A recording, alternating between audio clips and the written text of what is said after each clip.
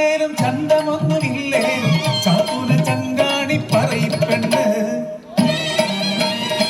ചോപ്പടി ഗ്രാമത്തിൻ പേരു കേട്ടാൽ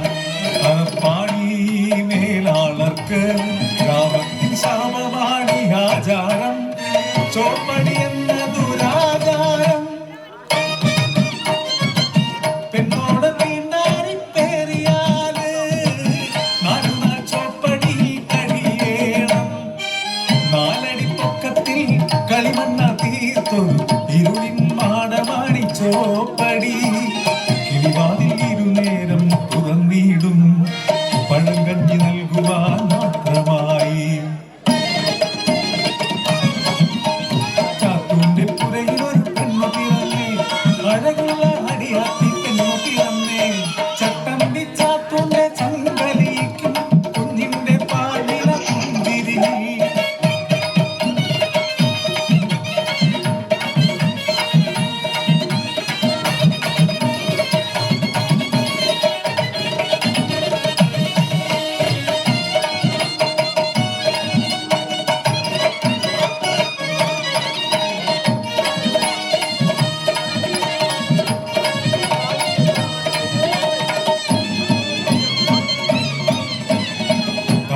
കഴിഞ്ഞു വളർന്നു തികഞ്ഞപ്പോ കുഞ്ഞവളറിയിച്ചു പെണ്ണാണെന്ന്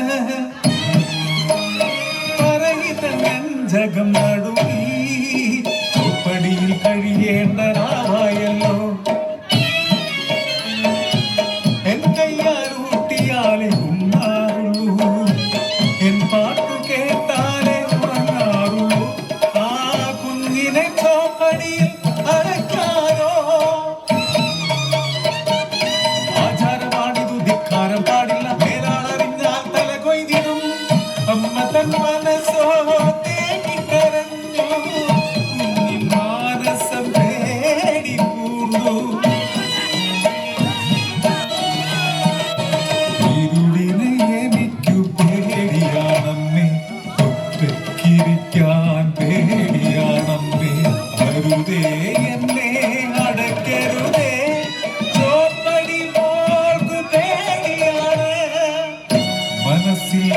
മനസ്സോടെ ചാത്തുവും ഒഴുകുന്ന നില കണ്ണാൽ പറയിപ്പെണ്ണും നാട്ടാചാരം നടത്താനായി കുഞ്ഞിനെ ചോപ്പടി അടച്ചിടുന്നു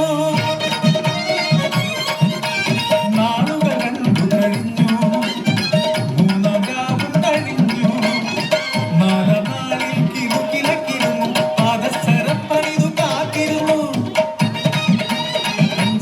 ചോപ്പടി തുറന്നാൽ പെണ്ണിന് മഞ്ഞൾ നീരാട്ടത്തിന്റെ ഉത്സവമാണ് മാടത്തില് ആഘോഷം നടത്താൻ ചാത്തും കൂട്ടരും ആളുന്ന കനലിനു ചുറ്റുമിരുന്ന് മദ്യലഹരിയിൽ മതി മറന്നു ചോപ്പടിക്കു ചാരയെന്ന് കനൽ കെട്ടു പുക ഉയർന്നു മാടത്തിനുള്ളിൽ പുക നിറഞ്ഞ് ശ്വാസം കിട്ടാതെ കുട്ടിപ്പെട്ട് മരിച്ചുവല്ലോ പറയിപ്പെണ്ണിൻ മാനസമെന്ന് അലറി കരയുന്നു കടലുപോലെ ആരാരോ ചെന്ന് വാരിയെടുക്കുന്നു മരിച്ചു മരവിച്ച മൃതശരീരം